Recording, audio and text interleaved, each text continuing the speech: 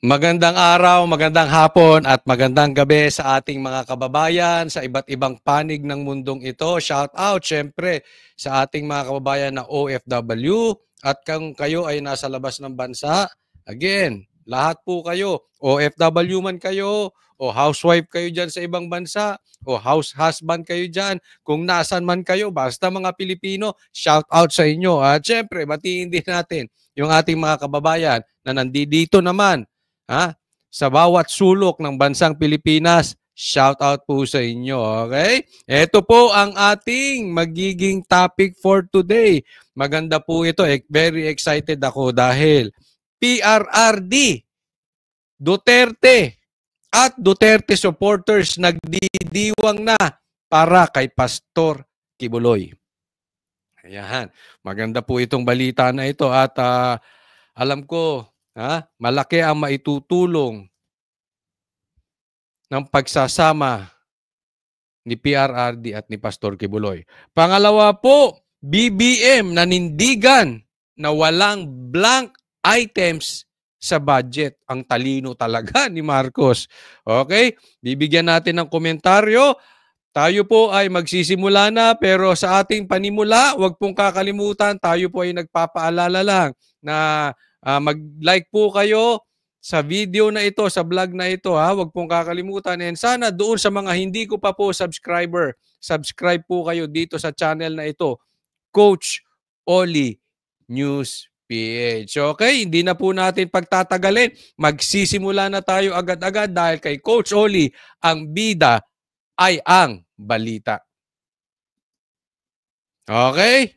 Simulan muna natin dito kay sa ating napakatalino at napakalinis na presidente. Meron po siyang binitawan at meron siyang paninindigan. Siguradong sigurado po ang ating presidente na si BBM Budol-Budol Marcos. Pasok! Tungkol sa 2025 national budget para patumbahin ang gobyerno at ituloy ang destabilisasyon. Yan ang duda ni Pangulong Bongbong Marcos. Nasa frontline balitang yan si Maricela Lili. Ang mga kumukwestiyon sa 2025 national budget ay yung mga gusto raw na matigil ang operasyon ng gobyerno. Tingnan mo to si Marcos Alam mo, ang tagal nating sinisigaw doon sa aming programa sa SMNI at dito rin sinisigaw ko na kailangan magbigay ng komentaryo si Marcos. Hindi siya pwedeng tatahimik lang. Pero nauunawaan ko yung kanyang mga adviser kasi pinatatahimik siya dahil lahat ng lumalabas sa bunganga nito, nalalagay sila sa alanganin. Ang dami ng kapalpakan nito Anyway, nabitag po siya. Nabitag natin. At ayan, nagsalita na. So buti nga. Pero sa bawat salita niya, talagang nagbumuka talaga siyang walang alam. Okay? Kasi, tingnan nyo ito Instead na nagsasalita siya at inaayos, kasi it is a fact. Kahit si Kimbo, nakakampi ng pinsan mo, na tao ng pinsan mo, inamin may blank items. So, dapat yun, ginagawan mo ng paraan, inaayos mo, at dapat ikaw ay nagiging leader. Una, hindi mo na nga ginawa yun, tapos pangalawa, sinasabi mo pa na parang kinukonsinti mo yung mga pagsisinungaling ng ibang mga congressman at ng ibang senador dyan na walang blank items. Paano maaayos ang Pilipinas kung ang leader ay katulad nito si Marcos? May kriminal na ginawa, may pagkakamali, inamin na, kinukonsinti pa ng presidente. Saan pupunta ang Pilipinas ngayon? I guess that's what they want. They want the government to cease working. So yung matuloy yung kanilang mga destabilization na ginagawa. Tingnan mo. Okay. Ang style pa nito si Marcos, isisi sa iba. Yung utak niya at saka yung utak ni Ortega parehas lang. 'Di ba? Halatang halata, hindi nila kayang magbigay ng argumento at ipagtanggol bakit may blank items. Ang sinisisi patungkol sa Duterte. Parang si Ortega, ang sinisisi, si BP Sara. Sila ba ang may gawa ng blank items? In the first place. Buti nga, may nagsasalita doon sa pagkakamali diyan sa BICAM na yan. Marcos, dapat nga natutuwa ka. Ano ka ba talagang klaseng presidente? Galing mismo yan kay Pangulong Bongbong Marcos. Parte raw ng planong destabilisasyon ng gobyerno ang paghahain ng petisyon sa Korte Suprema para ideklarang unconstitutional ang 2025 national budget. Ayon kay PBBM. Saglit ha. Ako naguguluhan talaga dito kay Marcos. Oh. Ako napapatanong, sino kaya ang nag-a-advise kay Marcos? Marcos, makapangyarihan ka. Ang dami mong pera. Ba't hindi ka man lang kumuha ng iyong political advisor? Kasi ang dami mo nang pinagsasabi, lalo kang nayayari. At yung mga pinagsasabi mo ay talagang sablay sa katotohanan. Wala bang nagpapayo sa'yo, Marcos? Asawa mo, abogado eh. Dapat humihingi ka ng payo sa kanya. O baka naman mamaya, pati yung asawa mo, wala ding alam. Yan. Anong klase ka? Abogado, walang alam. Wala silang contingency plan sakaling katigan ng Korte Suprema ang petisyon ng dati niyang Executive Secretary na si Attorney Vic Rodriguez at ni Davao City 3rd District Representative Isidro Ungab. Pero kumpiyansa ang Pangulo na wala silang nilabag na batas. President Maynard tells me that we are on a solid footing in terms of constitutionality. I don't know why. Wala daw silang nilabag na batas at constitutional yung nangyari. Marcos, alam mo ba yung nangyari? Baka wala kang alam. Ito problema natin, Marcos. Baka salita ka ng salita, wala kang alam sa nangyayari sa bansang Pilipinas. Saan ka ba nagpupunta? Ha? Araw-araw ka bang gising, wala ka bang tulog? O tulog ka ng tulog, wala kang gising? Tapos namulat ka, ay, presidente ko, magkomentaryo ko. Kasi yung mga komentaryo niya talaga parang parang out of this world. Parang wala siyang alam. Why they bothered to file that because napakahirap ng kanilang assertion. It clearly doesn't, well anyway, it's not for me to make the argument. Dagdag pa ng Pangulo, wala ngang blankong item sa 2025 national budget. Because I reviewed it, analyzed it, and yes, in parts, vetoed it. And so for those of you, and up to now, I cannot find those damned blank items. Yo! Damn blank items. I cannot find those damn blank items. Muntik ako malaglag sa... Ito yung nagsasabi na walang blank items. And this is the same man na nagsabi na walang armas na pumasok sa KOJC siege. Ito yung tao, ni isang armas, sinabi niya, walang pumasok sa KOJC. Kahit itanong mo yung tao mong si Torre, ang daming armas. Ito po yung sinasabi ko. Si Bongbong walang alam sa nangyayari. Ahay ka ba? Hindi po kita pinagbibintangan, ako'y nagtatanong lang. Pero daig mo pa yung pagkalutang ni Lenny. Wala kang alam. I mean, this is totally, completely ignorant person. May iba kasi yung bobo eh. Iba yung talagang wala siyang alam sa nangyayari. Isipin mo, walang blank items daw. Hindi daw niya mahanap yung blank items. Inamin na nga ni Kimbo may blank items. Saan ka ba nagpupuntang planeta, Marcos? Nagpunta ka ba sa ibang planeta ng 2 linggo at tapos bumalik ka ngayon lang, hindi mo alam kaalam-alam sa nangyayari sa Pilipinas? Is this the person na magtataguyod ng mga Pilipino? Is this the person na magtataas ng ekonomiya ng Pilipinas? Ni wala siyang alam sa nangyayari dito sa ating bansa. All the more, wala siyang alam sa damdamin ng Pilipino. Yun ang problema nating malaki dito sa mama na ito. Alam mo, Marcos, kung gusto mo makatulong sa Pilipinas, ako suggestion lang naman, hindi kita pinipilit. Ako yung nagsasuggest lang. Baba ka na dyan kasi wala ka talagang alam. Sinong loko-loko bukod sa'yo ang magsasabing walang pumasok na armas sa KOJC siege? And here you are again doing the same stupidity, Marcos. Hindi ko pagkakatiwala ang bansang Pilipinas sa taong ito. Nagkataon, hinalal ka at nabudol mong ibang tao. Pero Marcos, tulungan mo naman ang Pilipinas. Grabe itong tao na ito. Ni-review at binasa raw ni PBBM ang mahigit 4,000 pahina ng 2025 General Appropriations 4,000 pahina binasa niya. Wala siyang nakitang blanco. Act. Pero hindi niya raw makita ang tinutukoy na blank items. Tanga. Hindi po siya sinasabi kong tanga. Bobo. Hindi siya bobo. Walang alam. Hinahanap mo kasi sa GAA. Ang sinasabi nilang blanco sa bike cam.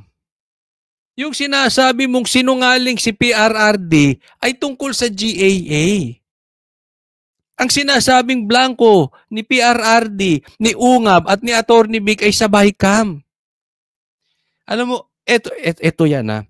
Hindi ko alam kung nagtatanga-tangahan nito si Marcos o talagang tanga or talagang nililigaw ang mga Pilipino. Kasi ito nakikita kong estilo. Huwag po tayo magpapagulo doon.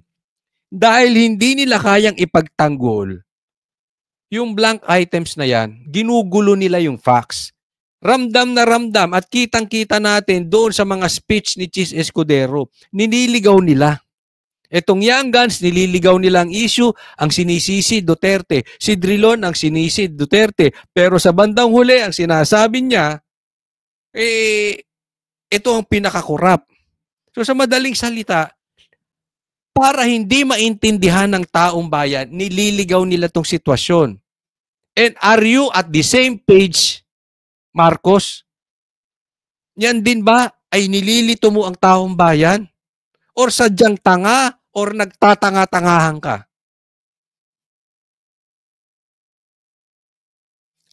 Ganito po kasi yan. Para dun sa mga maikling paliwanag lang. Ito kailangan ko pong ulit-ulitin. Nang sa ganoon, maipaliwanag natin sa ating mga kababayan. Kasi darating at darating. At yan po ang kumakalat na mga nagsasabi na mga politiko ang style na gagawin nila, guguluhin nila yung facts. Okay? So ipaliwanag ko lang mabilisan. Gagawa sila ng budget. Pasisimplihan ko as far as I can. As much as I can, pasisimplihan. Gagawa sila ng budget na pagkakasunduan ng mga congressman, ng mga mambabatas, at ng mga senador. Okay? Ngayon, kini-question pa nga yung BICAM na yan kasi pagka hindi nila mapagkasunduan, ang magdidesisyon yung mga mangilan-ngilan na BICAM members. Patungkol ito sa budget. Okay? Naiintindihan po natin. Patungkol ito sa budget. Ang nangyari po, blanco. Blanco yun, pinirmahan ng mga ilang senador at ilang mga congressman. Karamihan ng mga congressman na pumirma ay ito ay ang mga best friends ni Tambaluslos. Ang mga pumirmang mga senador ay hindi ko maintindihan kung kakampi ni ni Marcos. So blanco 'yon.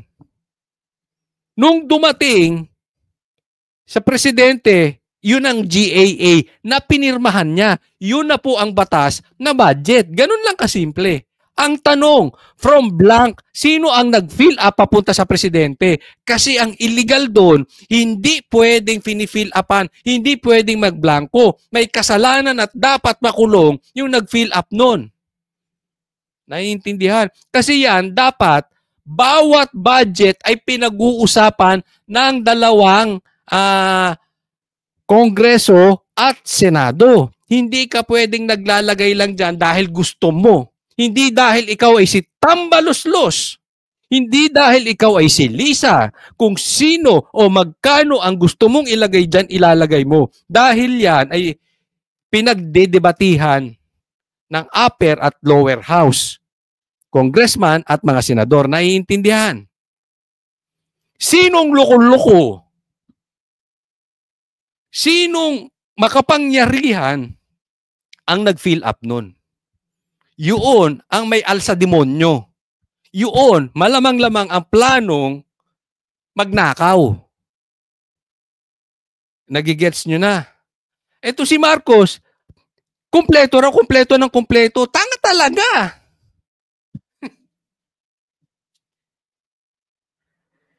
Ang kine-question nga, sino nag-fill up bago nakarating sa'yo, Marcos? Ano ka ba talaga? That they simply do not exist because it is not allowed to exist. Sinabi yan ng Pangulo sa harap mismo ng Justices ng Supreme Court. Matatandaan na nabanggit ni PBBM noon na nagsisinungaling si dating Pangulong Rodrigo Duterte matapos niyang sabihing invalid ang 20... Kaya nga katangahan yung sinabi niya na nagsisinungaling si PRRD. Hindi po pwedeng magkaiba kayo ng sinasabi. Ako talaga may duda ako. Nakasabwat ni Chis itong si Marcos eh. Naginugulo lang yung facts. Pero at the back of their mind, alam naman nila may blank items. Nililigaw lang yung tao. 25 budget dahil sa umano'y blankong items. Nagbabalita mula sa frontline. Ano sinasabi nito? Sinasabi ni Marcos. Malaki problema natin dito. Alam mo kung bakit? Paano i-stop ang pag-usad ng gobyerno? Wala silang paraan pag hinusgahan ng Supreme Court na unconstitutional yung budget. Paano ang gobyerno, paano ang Pilipino? Yun ang palusot ni Marcos. Sabi niya, wala. So sa madaling salita, para sinasabi niya, wala tayong wala kaming paraan dyan. Ginusto nyo yan eh. Parang ganon. Hindi po, Marcos, mali ka. Kasi gagamitin yung budget last year. Nakikita nyo yung problema dito? Paiintindi ko sa inyong mabuti po. Pwede namang gamitin yung last year kasi yun, legal po. Ito ngayon, unconstitutional. Illegal. Pati nga yung BICAM, kine-question pa rin eh. In any case, pagpalagay natin, okay yung BICAM, at naging unconstitutional tong budget, pwede namang gamitin yung budget before. Ayaw lang nitong mga ito. Alam nyo kung bakit? Mag-e-eleksyon. Kaya pinaglalaban nilang mabuti yan. Lumaki yung budget na doon saan meron silang pwedeng pagkuhanan. Yung kung saan nagiging issue yung ayuda. Naintindihan nyo? Ang tagal ipinaglaban yung ayuda. Doon merong budgetan doon. Nawala last year or nadagdagan from last year. Kailangan nila ngayon. Ngayon nila kailangan, hindi next year. Kasi ngayon ang eleksyon. Kaya kita mo, ayaw nilang aminin may blank items. Kaya lang, binuking na sila ni Kimbo. Umamin, yung kasabwat nila. Andun ngayon ang problema nila. Paano nila ngayon ipagtatanggol? Style number 1, ibalik sa Duterte ang sisi. Style number 2, guguluhin nila yung facts. Para makuha pa rin nila yung budget at magamit sa vote buying na ayuda for election. Yan po yan. Kaya tayo nagkakagulo dito. Dapat ito ay makarating sa mga maliliit nating mga kababayan. Itong problema na ito. Ang ganda nung paliwanag ng interview namin kanina sa Banateros program kay Attorney Vic. Ang sabi niya, parang ganito ang kanyang pagkaka-explain, okay? Not exactly, not verbatim, pero parang ganito. Ang sabi niya, halimbawa, merong asosasyon ng mga jeepney drivers, tricycle drivers, at may pera sila dyan, may contribution sila bawat isa dyan para magagamit nila sa kanilang asosasyon. Papayag kaya yung mga members na blanco yun? At kung sinong demonyo o Poncio Pilato lang ang maglalagay ng budget doon, kung magkano ang gusto niya. Mga jeepney drivers to. Mga tricycle drivers. Hindi papayag yung mga yun. Kahit sa inyo, sa association ninyo, may contribution, may pera ang grupo, may pera ang asosasyon, diyan sa homeowners association, diyan sa subdivision nyo, diyan sa condominium nyo, o kung samang kayo nabibilang kahit sa mga PTA. Meron, di ba? Papayag kayo, blanco yun. Saan gagastusin ang pera? Basta blanco yan. Tapos pipirmahan ng presidente. Tapos na. Teka muna. Blanco yan eh. Tapos pipirmahan ng presidente, hindi natin napag-usapan yan. Dapat kasali kami sa usapan patungkol sa budget. Sinong gustong magnakaw ng pera natin na bigla na lang na blanco at may nagkaroon ng numero dyan? Pinirmahan pa ng presidente. Anong hokus-pokus gagawin nyo? Anong magic-magic ang gagawin nyo dyan? Naiintindihan? These are simple groups. These are simple communities ang ginamit kong halimbawa. Hindi papayag na basta-basta na lang kayo maglalagay ng budget. Saan nyo gagamitin yung pera namin? Naiintindihan? Ilang libo lang yun. Ito, we are talking here about trillions of pesos. Pera ng karamihan ng mga tao na wala nang makain sa isang araw. Kung kumain man yung iba dyan, parang naka-diet, parang naka-intermittent fasting, once a day. Puro pa kanin. Tapos, hindi malalaman ng taong bayan paano kayo nagkaroon ng ganyang amount. Sinong nag-decide niyan? Ang nagdi-decide dapat niyan yung buong body na representative ng buong Pilipinas. Naiintindihan po natin. Malaki problema natin dito sa blank items na to. At pag hinayaan natin ito, uulit-ulitin. Kasi they are in denial. Itaga nyo sa bato, pag lumusot ito, at tumigil tayo sa kakaingay nito, next year, may blank items ulit. Mag-iingat po tayo. Ganyan po ang garapal sa pera.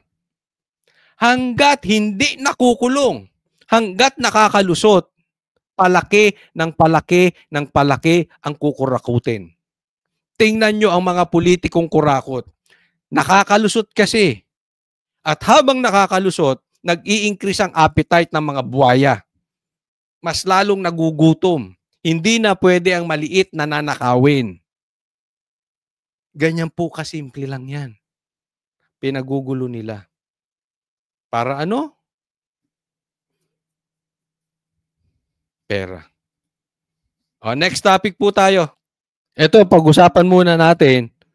Congratulations, Pastor Kibuloy, you are now officially member of the PDP Laban. Sa katunayan, kung meron mang karapat-dapat maging PDP Laban, it is Pastor Kibuloy. Dahil si Pastor Kibuloy ay matagal niya ng matalik na kaibigan si PRRD. Even before maging presidente, mayor pa lang. Actually, ang unang nagsabi kay PRRD na siya ay magiging presidente si Pastor Kibuloy. Alam mo, nung nakausap ko before si PRRD, ang sabi niya, naggo-golf sila ni Pastor Kibuloy. At sabi ni Pastor Kibuloy sa kanya, someday you will become a president. Wala pa sa isip ni PRRD, yan. Mayor pa lang siya ng Davao. Ganun po ka-close si PRRD at si Pastor Kibuloy na natiling loyal si Pastor Kibuloy until now. Kaya kahit mga anak ni PRRD, mahal si Kibuloy, si Pastor Kibuloy. Mahal siya ni Baste, mahal siya ni BP Sara. Si Pulong, hindi ko pa nakakausap personally. Pero yung dalawa, nakakausap ko po at mahal nila si Pastor Kibuloy. Kaya naman, eto si PRRD ngayon ay nagdidiwang dahil kasama niya na mismo sa partido si Pastor Kibuloy. Nagdidiwang po ang DDS community. Mga Muslim, Assalamualaikum warahmatullahi wabarakatuh. Maayong buntag kanatong tanan. Ako si Attorney Israelito Torion. I'm here to speak for my principal, Pastor Apollo Kibuloy. He sent me here to extend his heartfelt regards and hi to you all. Nandun po siya ngayon sa ospital kasi medyo may sakit siya dahil po dito sa political harassment na sinasuffer niya ngayon. But he is okay, tatag lang, lumalaban po siya. Ito yung sinasabi ko madalas, no? Si Pastor Kibuloy, pwede naman niyang padaliin ang buhay niya. Diba? Simple. Paano? Sumayaw lang siya sa tugtog ni Marcos? Sumayaw lang siya sa tugtog ni Tamba? Gaya ng ginawa ng iba? Kikita pa siya. Nabanggit sa amin yan. Nabanggit sa amin yan ni Pastor Kibuloy. Nabanggit yan sa amin ni PRRD. At alam ko maniniwala kayo dito kasi imposibleng hindi siya lalapitan. Before pa nilapitan na yan para bumaligtad. Same thing. Si Banatbay at ang Banateros nilapitan para bumaligtad. Hindi pumayag si Banatbay, hindi rin kami papayag. Ang buong Banateros hindi pumayag. Kaya naman, puro demanda ang inaabot ni Banatbay. Same thing with Pastor Kibuloy. Ginapang din ito. Pinalilipat. Inaalis yung kanyang loyalty. Sinubukan. Nagtagumpay ang iba, sila sa iba. May mga nagbaliktaran. Meron pa nga dyan sa Congress na dati napakasipsip. Dyan sa Quadco mismo, napakasipsip kay PRRD. Ngayon, baligtad na. Ganyan po ang nagagawa ng kwarta. Ganyan ang nagagawa ng pangakong kapangyarihan. At ganyan ang nagagawa pag may kaso ang isang tao. Kasi takot sila hahalukayin ng gobyernong ito. Pero ano ginawa ni Pastor Kibuloy? Nanatili siyang kaibigan. Ano sabi niya? Let's fight this battle. Nanatili siya kay PRRD. Ayan, at inabot siya ng demanda. Kaya dyan pa lang makikita natin na malaki ang matutulong ni Pastor Kibuloy sa bansang Pilipinas. Bakit? Hindi duwag. Marcos, you listen to this. Pastor Kibuloy is not weak like you. You, BBM, you are a weak person. You are a coward. Pastor Kibuloy, hindi. Di baling makulong, maninindigan sa tama. Yung kaso niya, dismiss na yan eh. Hinalungkat lang yan. Hinalungkat lang yan. Kasi ayaw bumaligtad. Ganyan po ang strategy nila. Di ba sinabi ni ano yan? Sinabi ni Vice President yan, patungkol kay Tamba. Si Tamba hindi marunong lumaban. I-eliminate niya ang kalaban. Pero hindi lalaban ng pata si Tamba. Mismo si Sara sinabi yan. Para sa ating bayan.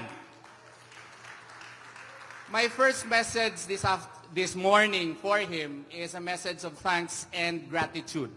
I would like to express, in behalf of Pastor Apollo Kibuloy, his heartfelt thanks to the Executive Committee of the PDP Laban.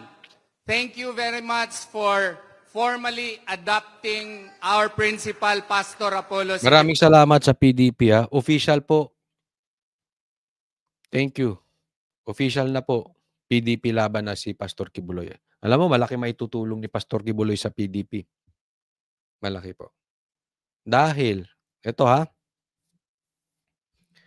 sa Mindanao, sure win na si Pastor Kibuloy. Actually, nasa top 2 siya eh. Okay? Meron pong sariling survey, legal na survey, ginagawa ang ibang grupo. Hindi ko na lang babanggitin ko ano. Para alam nila kung sino yung pasok at hindi. Si Pastor Kibuloy sa Mindanao nasa top, including Bato and Bongo. Sa Visayas, pasok din. Although wala sa number 2, nasa mga numbers 6, 7, 8 si Pastor Kibuloy. Together with Bato and Bongo. Ang problema na lang talaga, NCR. Okay? Dito, medyo mababa si Pastor Kibuloy. Pero shoot na sa Mindanao at sa Visayas.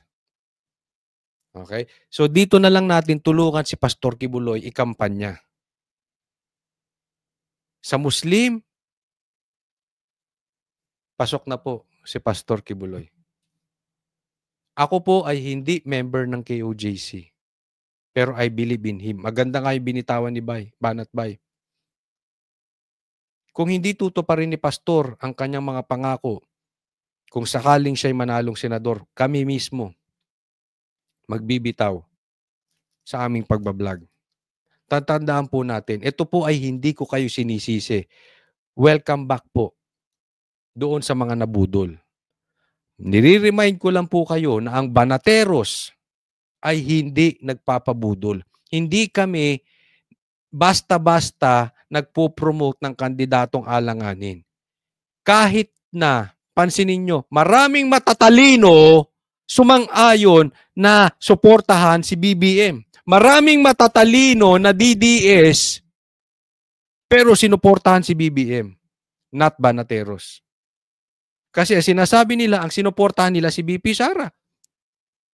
That's your opinion. Basta kami, hindi namin sinuportahan si BBM.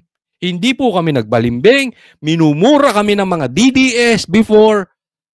Nagagalit sila sa amin, hindi raw kami DDS kasi hindi namin sinunod si BP Sara. Anong sagot ko? Time will reveal. Panahon lang, papatunayan namin tama kami. Ngayon, lumalabas tama po kami. Hindi ko po sinasabi ito para ipagmalaki. Ito'y sinasabi ko sa inyo, pag pumili kami ng kandidato, matalo, manalo, pero hindi kami budol-budol. Hindi kami nagpapabudol sa mga kandidatong mahihina. Kung maraming matatalino nauto si BBM, hindi nauto ni BBM ang Banateros. His members, loyal members, 7 million, all of them are very thankful to all of you for now. Binabati ko pala ang 7 million members ng KOJC. Shout out sa inyo dyan. Pagpatulungan po natin ikampanya si Pastor Kibuloy. Formally adopting him as his principal, as an official candidate of PDP Laban. Si Pastor Apollo si Kibuloy po ay hindi lamang kaibigan, para na pong kapatid ng ating kagalang-galang na presidente, pinakamamahal, si Presidente Rodrigo Duterte. Mismo. Pastor Kibuloy is PRRD. PRRD is Pastor Kibuloy. Matalik magkaibigan yan. Wala sigurong lalapit na politiko na hindi iniwan si PRRD bukod kay Pastor Kibuloy. Siguro si Bongo lang. Sila talagang dalawa ang pinakamalapit kay PRRD. Kaya it's impossible na DDS ka or maka-Duterte ka, hindi mo iboboto si Pastor Kibuloy. Si Pastor Kibuloy may napatunayan na.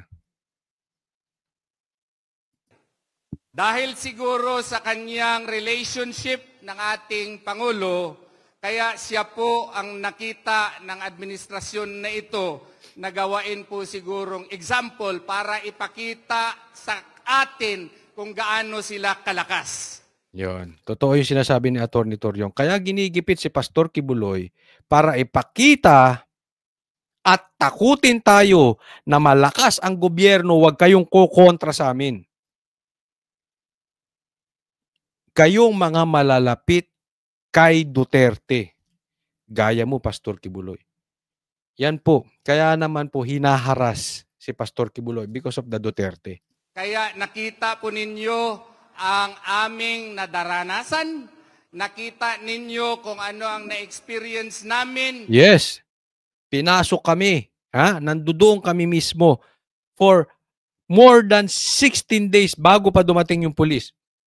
Yan yung sinasabi ko na sinabi ni Marcos, doon sa 5,000 pulis na pumasok sa KOJC, ni isa walang baril. Kaya nga, sinasabi ni Marcos, walang baril na pumasok sa KOJC. Walang blank items. At wala din siyang alam sa droga. Tandaan nyo, tinawag na bangag ni PRRD si Marcos. Anong sagot niya? Nagfe-fentanyl si PRRD. Para niya sinasabi, hindi ako adik. Wala akong alam sa droga. This is the same person na nagsasabi, walang blank items. Na walang baril pumasok sa KOJC.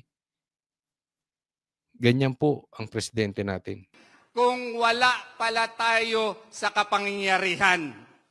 Dito natin nakikita as to how government power is abused and how police power is likewise implemented to the extreme, how a mere warrant of arrest founded not on a probable cause but by political cause is used as an instrument of harassment. Ayun. Ang pinapaliwanag lang dito ni ay yung pagpasok sa KOJC at yung paghuli at pangaharas kay Pastor Kibuloy dahil sa politika lang.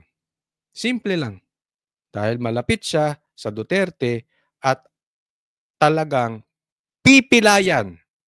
Yan ang motibo nila. Pilayan si BP Sara. Kaya guys, this is very important. Ang malakas po ngayon sa survey, Pastor Kibuloy, yung survey na sarili na yung walang bahid ng kalokohan na. Pastor Kibuloy, Bato, and Bongo. Hindi ko alam kung may nakalimutan pa ako, pero yun yung talagang malakas sa PDP. Suportahan din natin yung iba. Kailangan natin ng numero. No? Etong tatlo yung pumapasok sa top 3. No? Pero ako naniniwala ako, habang palapit na palapit, kaya ginigiba na nila ang mga vloggers. Alam nyo kung bakit? Alam nila na ang nagpanalo kay PRRD, mga vloggers. And remember this,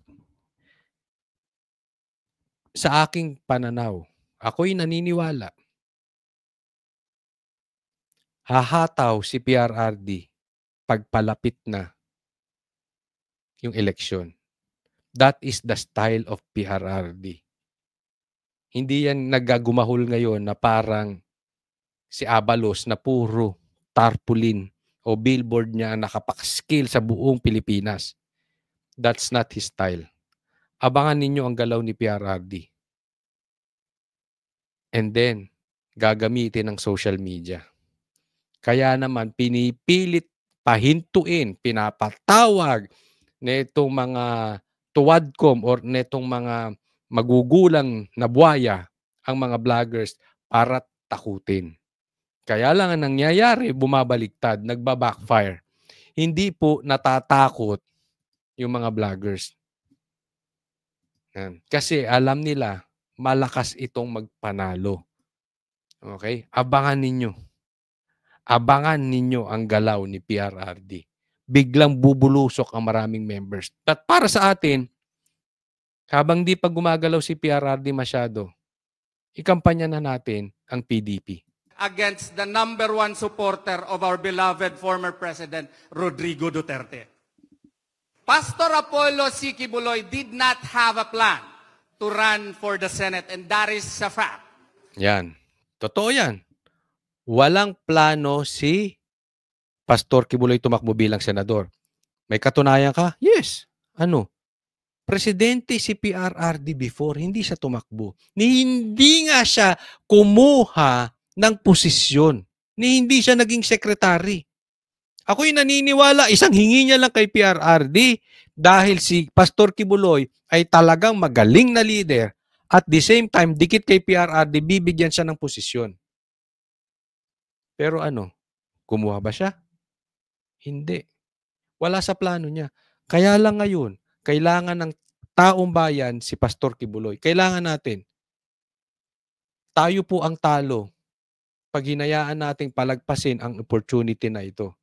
Ang dami pong maitutulong ni Pastor Kibuloy. I-expose niya yung mga loko. Pag nakaupo yan, i-expose ni Pastor Kibuloy itong mga kulokoy dito, mga senador. Ay, alam nyo naman, kita nyo naman kay Pastor Kibuloy, nagdadadakdak. And, kung hindi man siya makapagsalita sa loob dahil hinaharas siya, huwag kayong mag-alala. Kami, pansin nyo, hindi kami tumitigil. We are the spokesperson o Pastor Kibuloy. Hindi namin tatantanan yan. Maniwala kayo sa amin. Yung SMNI, hindi yan nakita nyo bang purumeno SMNI? Gaya ng pagpreno ng mga mainstream media? Hindi. Bakbak kami kung bakbak. Hindi namin tatantanan yan. But because of what happened to him recently, he found it in himself to become the voice of protest, to become a reminder to each one of us that democracy is a force to reckon with if we are willing to fight for it. And that is why I urge you, ladies and gentlemen, your fellow members now of PDP Laban, please convince not only your family members, but likewise your friends, your neighbors, your faith, Yan. your faith. Parang sinasabi lang ni Atty. Torion, convince natin. This is very important. I-convince natin lahat ng taong nasa paligid natin. Kamag-anak, katrabaho, kaklase, kaibigan, kaaway, pati kaaway, convince na natin. Brothers, to vote for my client, my principal Pastor Apollo C. Kibuloy. Why? Sa akin pong mababang pagtingin, siya po ang kandidato na hindi na po kailangan natin ng Exhibit A. Tingnan po natin kung anong nagawa niya sa kanyang grupo. Ayun, tinan nyo to ha. Kaya naman malakas ang Duterte. Alam nyo kung bakit? Kasi yung ginawa ng mga Duterte sa Davao, that is the exhibit, that is the resibo, that is the receipt of Duterte. Nung nakaupo si PRRD, yung ginawa niyang maganda sa Pilipinas, yan ang exhibit niya, yan ang resibo niya. Kaya until now, siya lang yung presidenteng tapos ng termino pero siya pa rin ang hinahanap. Hindi katulad ng mga nakaraang presidente, pagkatapos ng termino, ayaw na sa kanya ng tao. Bakit? Lumabas yung pagkabudol. Lumabas yung totoong pagkatao. Walang nagawa, ng urakot lang. Si PRRD lang yung ganyan. Same thing kay Pastor Kibuloy. Si Pastor Kibuloy may exhibit. Yung grupo, yung kanyang simbahang KOJC. Again, we are not members of KOJC and yet we are supporting. Bakit? Hindi namin nabalitaan lang. Nakita ng aming mata ano ang ginawa niya sa KOJC at doon sa mga taong nakapaligid. Not only the members, pero yung pati yung mga bata, yung mga hikahos ay tinutulungan niya kahit hindi members. Sa kanyang organisasyon. Ako po ay isang balik Islam. Hindi po ako miyembro ni Pastor Apollo C. Kibuloy. But I could sense and I could see within my two eyes and in my heart how devoted his members to him. Ano yung sinasabi niya ni Atty. Torion? Hindi siya Muslim siya. Pero nakikita niya kung gaano ka-devoted o kung gaano ang pagtingin ng mga members niya sa kanya. Alam mo yung nakikita ni Atty. Torion? Yan ang nakikita. Kasi ang tagal namin nagsama ni Atty. Torion dyan sa Siege. Araw-araw kami nagkikita niyan. At araw-araw din namin kasama ang mga taga-KOJC. One thing for sure, KOJC members are not plastic.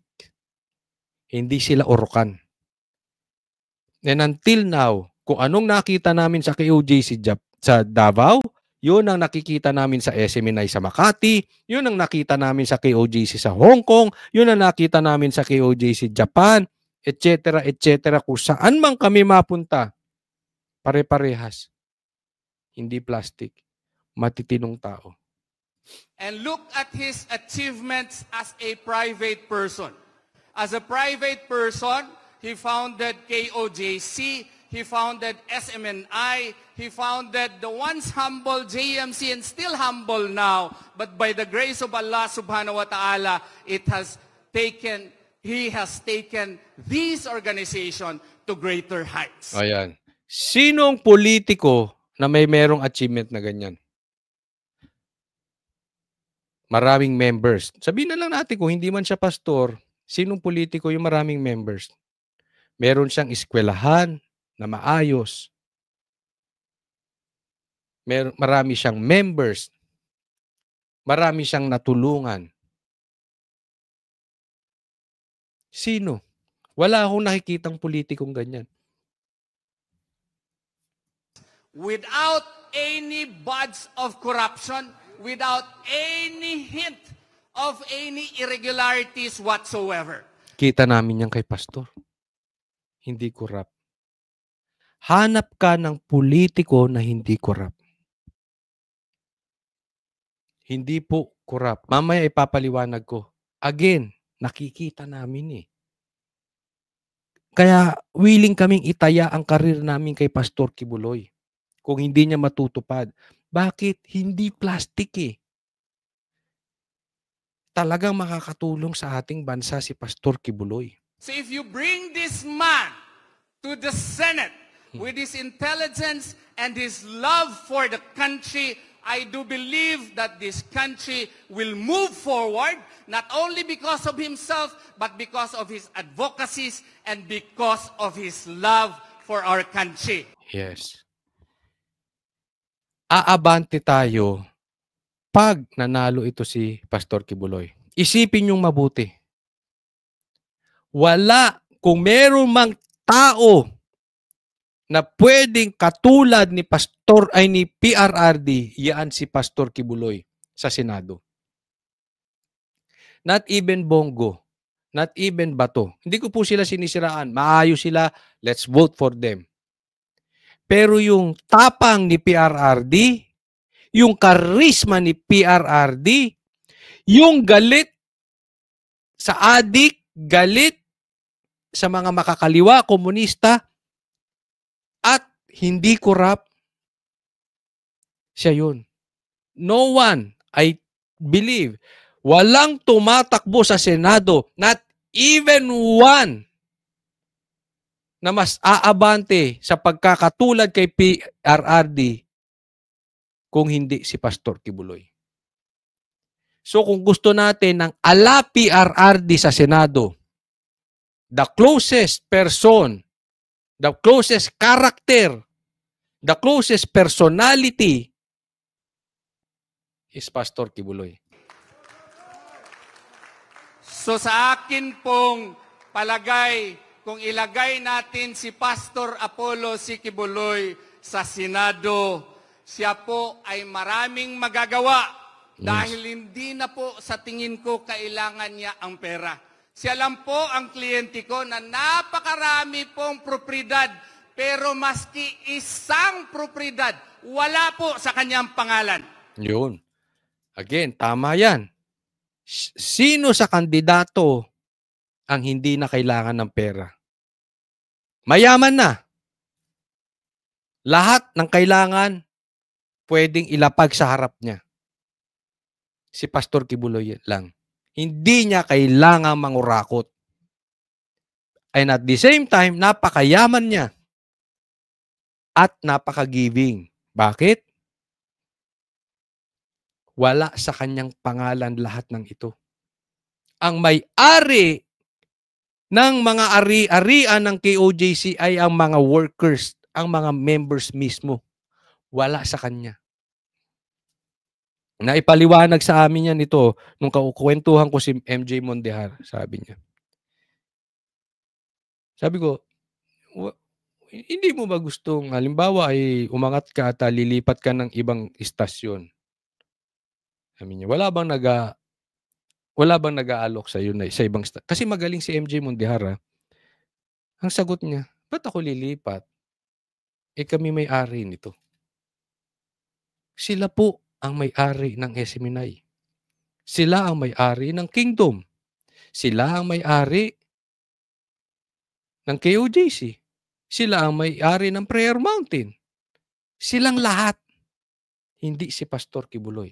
Look how giving he is. When I had a case in Hawaii, I think you know that, he sent me there to Hawaii because allegedly he was arrested on a trumped-up charge. I went there, prayed to Allah subhanahu wa ta'ala, drafted a letter to the FBI as well as Department of Homeland Security, and by the grace of Allah, the airplane was surrendered to me. And he was so happy. Oh, binigay sa akin kaagad. Akala nung lawyer namin sa Amerika, makapag-acceptance fee na naman siya. Acceptance fee po doon, magipag-usap ka lang ng abogado. Naku, ang $2,000 per hour po. No? So, ang mahal. But by the grace of Allah, naku, pina-release sa akin, ang saya-saya niya. Pinapunta niya ako sa mga properties niya, akala ko kanya, sa bawat estado po. To my shock and amazement, not one of these properties is in his name. Yun. Ang dami rin naming napuntahan. Marami po kasing branches. Tawagin na lang natin KLC, yung KOJC sa iba't ibang bansa. Marami silang properties. Nakita po namin yun. And yet, tama si Atty. Torion, ni isa hindi nakapangalan kay Pastor Kibuloy. Ganyan po si Pastor Apollo C. Kibuloy. Tingnan nyo yung JMC, that's a 15-hectare facility beside airport, hindi po sa kanyang pangalan. Yung eskwelahan, yung JMC, Jose Maria College. Diyan po yan yung sinugod ng 5,000 pulis. Araw-araw iniikot namin yan. Nagkaroon, may law school dyan. Yung law school nga niyan ay napakagaling at meron silang one time na ang bar nila ay 100% ang passing rate. Dapat dyan nag-aral yung mga bobong abogado. Dahil pasado lahat. Again, yung eskwelahan na yan, hindi lang law school, maraming kolehiyo yan. Elementary hanggang college. And yet, hindi nakapangalan sa kanya. Yan. Tingnan nyo yung sa Tamayong, Glory Mountain, doon sa prayer. Glory Mountain, ilang beses na rin namin napuntahan. Napakaganda nun. Itong Glory Mountain, itong Prayer Mountain, before, nahihirapan ng mga tao doon sa baba. Kasi sa taas yun eh. Pinatayuan ni Pastor Kibuloy ng daan na nakikinabang ang buong syudad. Ganun po katindi. Walang bayad. Napakaganda ng lugar. Napakaayos. Ang daming nakikinabang. Napakaganda. Hindi nakapangalan kay Pastor Kibuloy. Mountain, hindi po sa kanya. Prayer Mountain, ilang beses na po ako nakatulog dyan. Nag-golf pa kami dyan. Napakaganda. Hindi nakapangalan sa kanya. Sino may-ari? Ang mga members. Ang pangalan niya. Tingnan nyo ang SMNI, Suarasug. Wala po sa kanyang pangalan. Oo. SMNI, nakapangalan. Sino may-ari? Ang mga members. Ganito po ang tao si Pastor Apollo C. Kibuloy. Ngayon, Kotsoli, ano ngayon kung hindi sa kanya nakapangalan? Ibig sabihin, hindi greedy si Pastor Kibuloy. And the number one problem of this country, bukod sa addict, bukod sa drugs, greed. Politicians, kaya walang mangyari sa atin, bangayan ng bangayan, Dahil sa greed of power. Bakit hindi tayo umaasenso? Dahil sa greed of money. Swapang ang bansang Pilipinas. Lalong-lalo na itong mga politicians natin. Because the real test, listen to this very carefully, the real test of a person, give him wealth, give him power, and watch him fall down. Watch him turn into evil. Tingnan mo, abangan mo, magiging demonyo yan. Lalamunin ng demonyo yan. Bakit? Gamit ng demonyo ang kapangyarihan at pera para ilubog ang tao. Kapangyarihan, na kay pastor. Pera, na kay pastor. Nilubog ba siya? Hindi. Hindi siya greedy. Hindi siya greedy sa kapangyarihan. Hindi siya greedy. Anong ginagawa niya sa pera? Tinutulong sa members. At kahit hindi members, tinutulungan. Ang daming scholar dyan sa JMC. Ang daming pinag-aaral niyan. Ang daming kabataan na wala siyang pakinabang. Pero pinag-aaral niya, dinadamitan. Coach, nabalitaan mo yan? Hindi namin nabalitaan. Nakita namin. Mismo. That's why ang conviction namin dito matindi. We will fight for Pastor Kibuloy. Iintindihan ninyo. Bakit? Tayo lugi eh. Kung hindi natin igagrab yung opportunity, tayo mawawalan. Hirap na nga tayo kumuha ng leader na matino, tapos may darating pang leader na matino, hindi pa natin susuportahan. Kasalanan talaga nating mga Pilipino kung bakit tayo naghihirap. Ang hilig natin na sabihin, magbago naman sana ang Pilipinas. Gusto natin ng bagong Pilipinas. Ang binoboto naman natin mga lumang politiko. Sino ang nasa top ngayon? Si Lito Lapid. Pambihira naman kayo, mga brad. Nag-iisip ba mga Pilipino? Yan ang nasa survey ngayon, nasa top si Lito Lapid. Pambihira, anong nagawa ni Lito Lapid? Gusto nating magbago. Hindi naman natin ayusin. Diba? So tulong-tulong na po tayo. Pag meron tayong nakikitang kandidatong maayos, ikampanya natin. Kasi kahit na iboto natin kung hindi natin ikakampanya, wala din. Ikampanya natin. Tigil-tigilan nyo na yung kaboboto nang wala na. Lito Lapid. Amy. Tapos sisigaw na naman kayo ng budol-budol. Boto naman kayo ng boto sa mga ganyang klaseng tao. At saka kung kaibigan mo siya, pikit mata, maski anong sabihin niya sa kanyang kaibigan, he will stand for his friend. Totoo to sinasabi ni Pastor Kibuloy. Kita ko yan sinasabi ni Atty. Tolion. Kita ko yung ginawa ni Pastor Kibuloy na yan. Hindi niya iniwan ng Duterte. At sabi niya, pikit mata. Sinasabi ni Atty. Tolion, pikit mata. He will accept him as a friend. Alam mo, si Pastor Kibuloy, hindi mo siya pwedeng gawing kaibigan na hindi niya lalagpasan ang pagiging turing niya sa iyong bilang kaibigan. Grabe po si Pastor Kibuloy. Yan, igagaranti ko sa inyo. Grabe ito si Pastor Kibuloy, makipagkaibigan. To the point na kahit na halos patayin na siya, kutsain siya, ikulong siya, mag-iingat po tayo. Ha? Si Pastor Kibuloy ay hindi nang iiwan ng kaibigan. Mag-iingat tayo sa mga traidor na nang iiwan ng kaibigan. Mga walang utang na loob, itong administrasyon natin. Tingnan nyo anong ginawa kay Sara. Iniwan. Tanong ko sa inyo, iniwan ba ni Pastor Kibuloy si Sara? VP Sara? Iniwan ba ni Pastor Kibuloy si PRRD?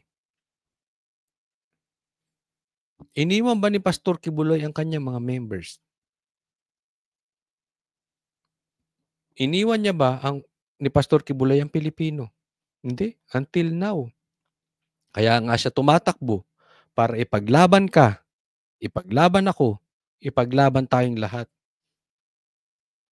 Kahit na siya ang mag-suffer. Ayan. Ngayon, binobola ko ba kayo? Tingnan ninyo. Saliksikin nyo. Kung hindi ginagawa na ni Pastor Kibuloy yan, matagal na. Just as what he is doing now for the former president. So akin po kayong nire-request po from the bottom of my heart, as a Filipino and as a friend of Pastor Apollo C. Kibuloy, please place him in the Senate because he will be your main warrior against corruption in our country today. Yun. Mismo. Yun na po yun. Sino si Pastor Kibuloy? Yun na yun. He is our warrior against corruption. Tatandaan nyo. Siya ang ipaglalaban tayo. Siya ang makikipaglaban para sa atin against corruption. And once and for all, let's finish the problem of the Philippines. And the number one problem, corruption. Gusto ba nating maayos ang korupsyon? Siya po ang una nating iboto. Number 1 sa balota na ilagay natin, Pastor Kibuloy. Maraming salamat po. Huwag niyo pong kakalimutan ang programa ng Banatero sa SMNI. At huwag niyo rin pong kakalimutan na mag-subscribe dito sa channel ko, Coach Oli News PH. Para sa Diyos at Pilipinas nating mahal, God bless everyone.